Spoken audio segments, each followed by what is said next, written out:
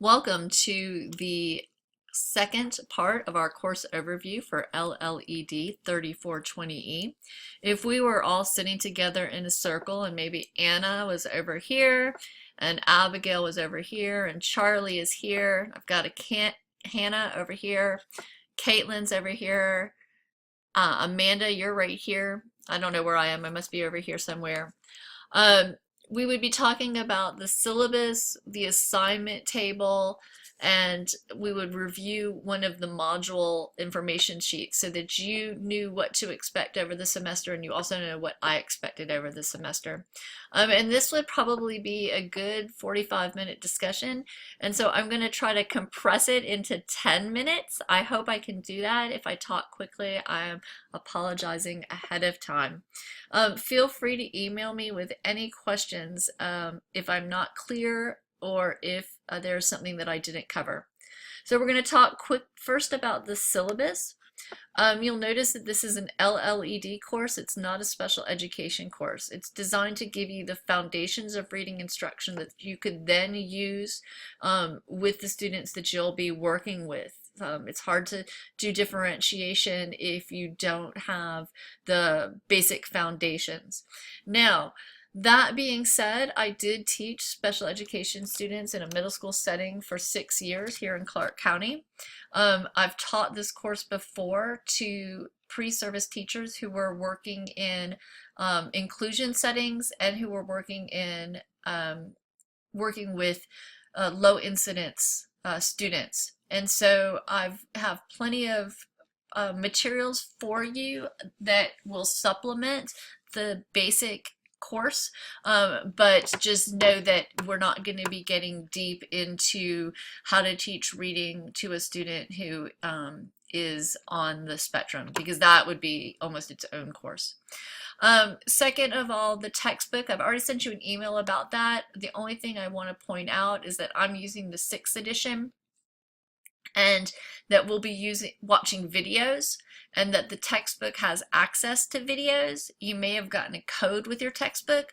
If not, do not worry. You will always have a choice in the videos that you watch, and so if you don't have access to these videos, you'll just watch other videos.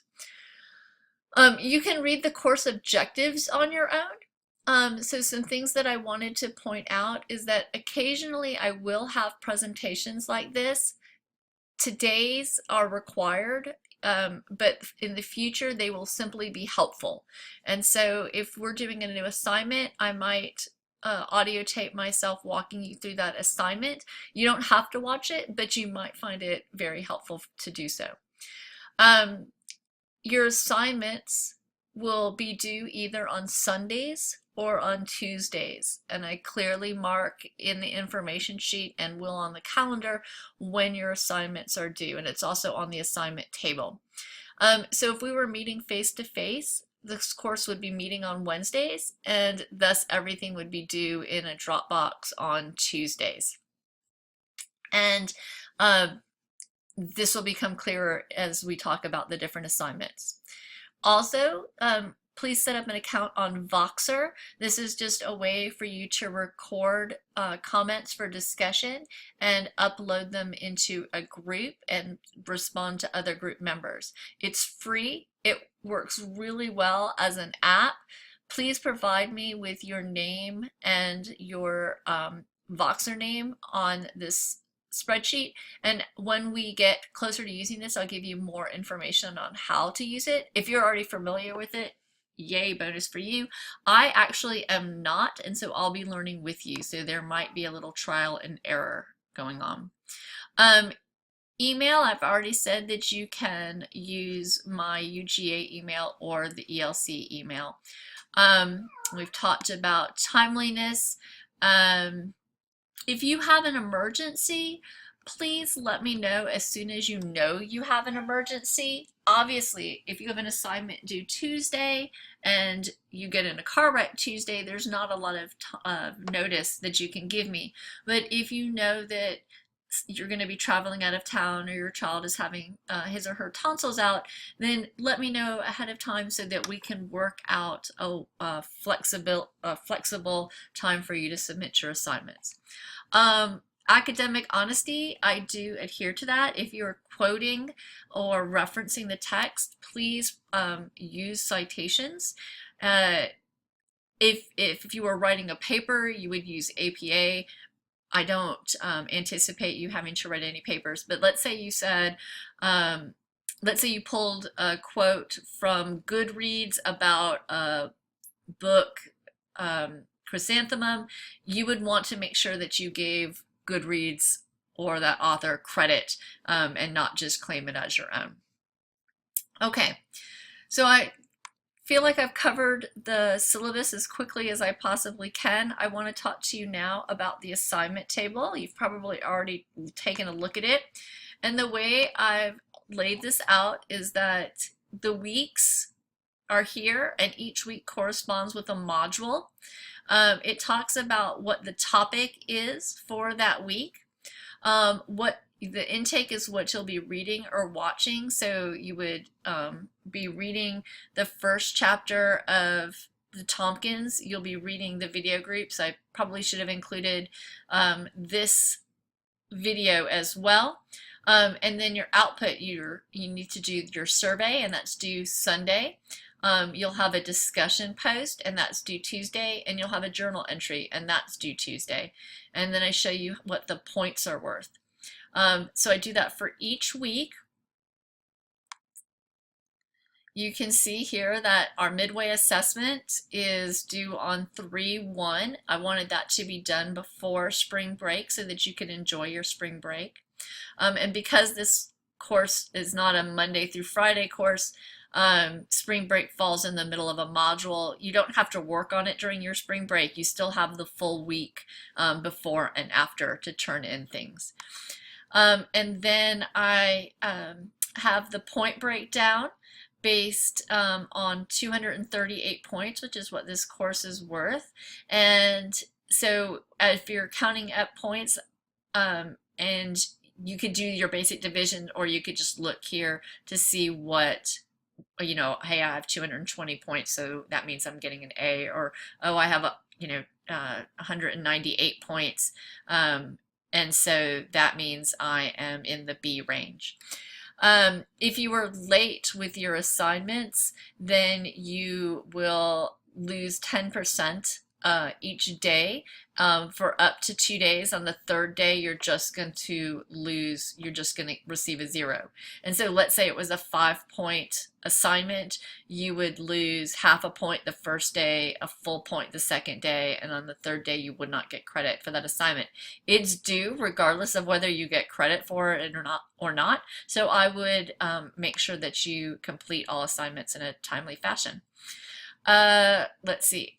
The TBD here, to be determined here, is this is if we find that we needed to add time during a week, or if there was something that you guys all mentioned you wanted to learn more about, or if we need to give you extra time for your final. And so I've just built in that last week so that we can be flexible. Please do note that, as any professor will tell you, this schedule is subject to change.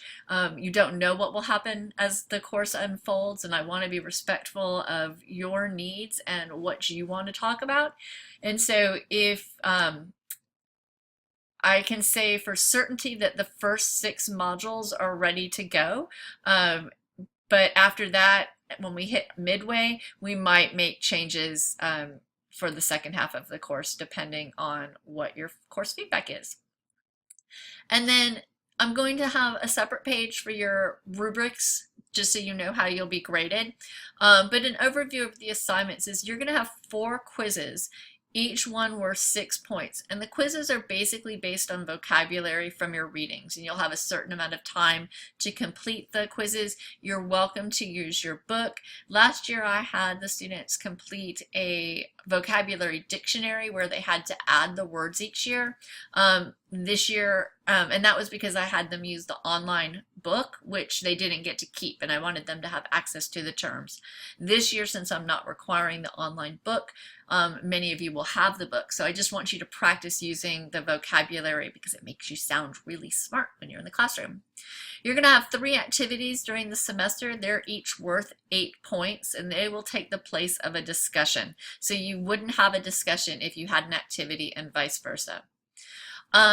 During the semester, you'll have discussions with your other students. Some of them are going to be in ELC, and some of them are going to be in Voxer.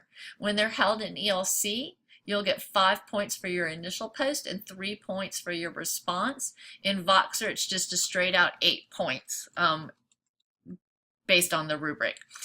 Let's see. If you're using ELC, your first discussion post will be due on a Sunday, and then responses are due on Tuesdays, and that gives you the flexibility of posting late but still getting a response, or posting late in the week but still getting a response to your original discussion post. You'll also keep a journal, and that's worth 5 points. It's cumulative, which means you'll submit, each journal will have an additional entry added to it.